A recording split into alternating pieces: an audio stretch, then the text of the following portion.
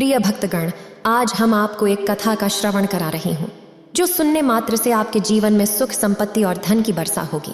तो चलिए कथा को प्रारंभ करते हैं। भगवान शिव माता पार्वती से कहते हैं, मनुष्य की सबसे बड़ी कमजोरी क्या है? तब माता पार्वती कहती है, हे प्राणनाथ, आपसे बेहतर कौन जान सकता है।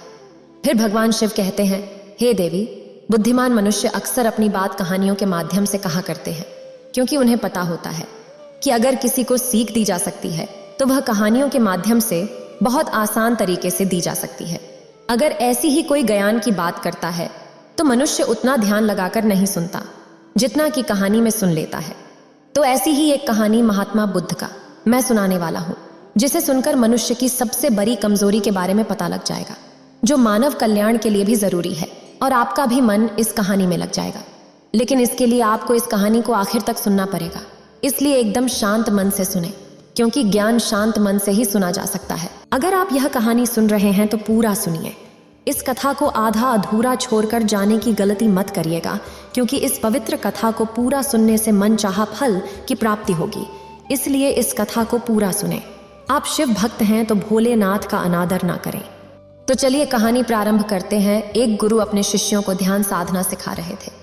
तभी एक शिष्य बोल उठा, गुरुजी, मैं कुछ समझ नहीं पा रहा हूँ, क्या मैं आपसे कुछ पूछ सकता हूँ? गुरु ने कहा कि हाँ, पूछ सकते हो। शिष्य ने कहा कि जब मैं पानी पीता हूँ तो मेरी प्यास बुझ जाती है। क्या कोई भी पानी पीता है तो प्यास बुझ जाती है? तो ये ध्यान करने के लिए ऐसा क्यों नहीं होता है? जब हम आपके कहे अनुसार ध्यान लगाते हैं तो हम में से कोई पहले, कोई बाद में, तो कोई अभी भी ध्यान की स्थिति को प्राप्त नहीं कर पाता। ऐसा क्यों होता है?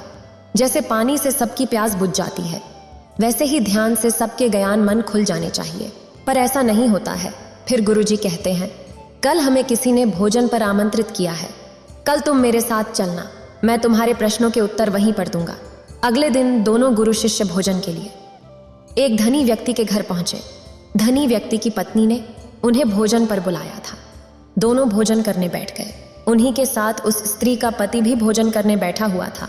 उसने अपने सभी नौकरों पर चिल्लाकर कहा कि क्या बेकार सा भोजन बना रखा है, इसमें कोई स्वाद नहीं है। वो भोजन की थाली फेंक कर नौकरों से कहता है कि जाओ दोबारा से ढंग का भोजन बनाकर मेरे लिए लाओ। उस धनी व्यक्ति की पत्नी दोनों गुरु शिष्य से क्षमा मांगकर उन्हें भोजन परोसने लगती है। गुरु और शिष्य दोनों ने भोजन करते हैं, लेकिन गुरु ने अपनी थाली में 2 रोटी छोड़ देते हैं। फिर गुरु उसी स्त्री से कहते हैं, बेटी, क्या तुम मुझे ये 2 रोटी बांधकर कर दे सकती हो?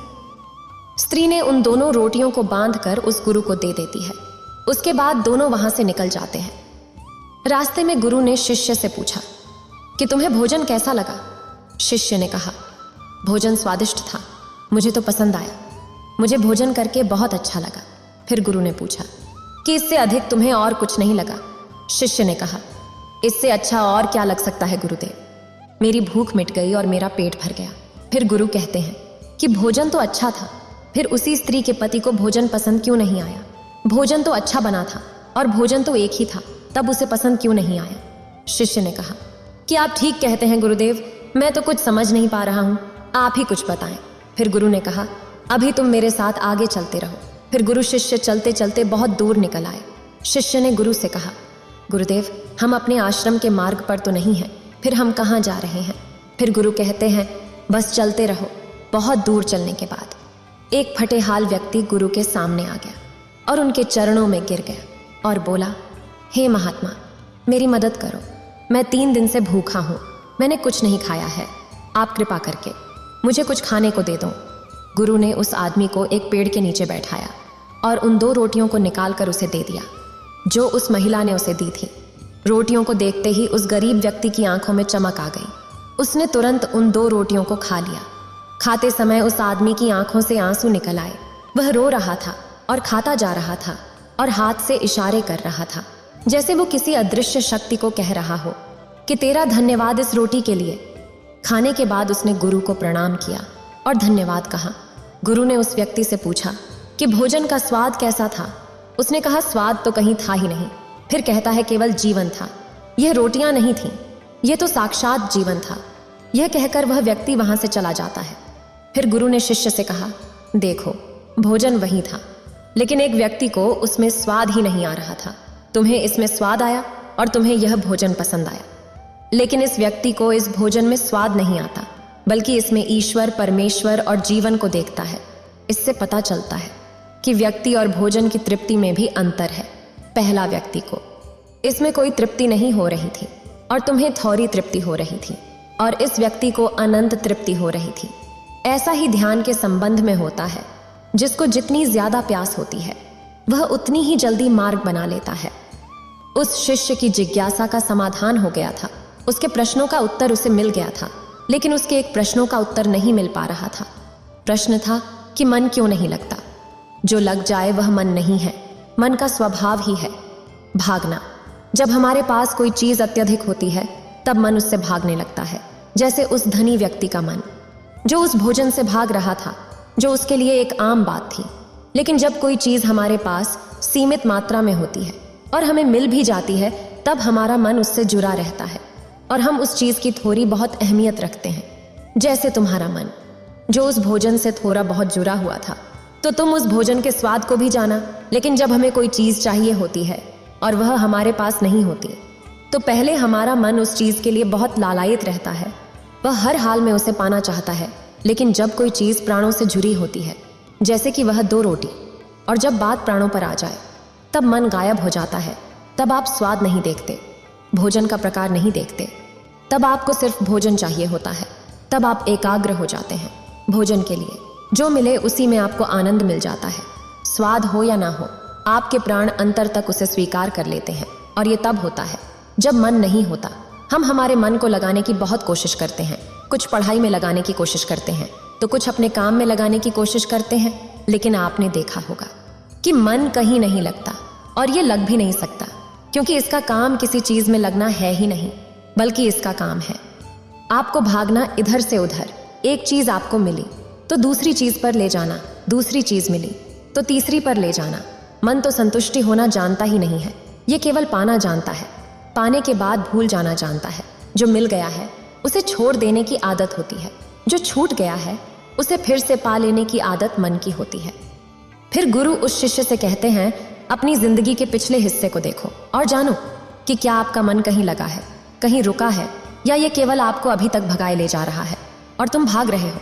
अब सवाल आता है कि अगर मन का काम भागना और भगाना है, तो क्या जिंदगी भर हम भागते ही रहेंगे? क्या हम कहीं नहीं रुकेंगे? ध्यान से देखो तो जिंदगी ऐसी ही है। जन्म से लेकर मृत्यु तक इंसान भागता ही रहता है, कभी किसी चीज के पीछे तो कभी दूसरी चीज के पीछे। लेकिन फिर भी कुछ इंसान अपवाद हो जाते हैं और वो ठहर जाते हैं, भागना बंद कर देते हैं। तब चीजें उनके पीछे भागने लगती हैं, वो किसी चीज के पीछे नहीं भागते हैं। इसका सबसे बड़ा उदाहरण है गौतम बुद्ध। हम आम लोग कैसे अपने जीवन में ठहराव ला सकते हैं, कैसे हम अपने जीवन में एकाग्रता ला सकते हैं, कैसे हम अपने जीवन में अपने मन को नियंत्रित कर सकते हैं। और इसका एक ही रास्ता है, और वो है ध्यान। मन भागता है, ध्यान ठहराव लाता है। मन लालच देता है, ध्यान लालच को देखने की दृष्टि देता है। मन कहता है दूसरी चीज को पकड़ ले, ध्यान कहता है जो मिला है उसे तो जान ले। ध्यान एकाग्रता लाता है, लेकिन ध्यान को लेकर भी हम भ्रमित रहते हैं। ध्यान का मतलब आंखें बंद करके बैठ जाने को ही समझ लेते हैं।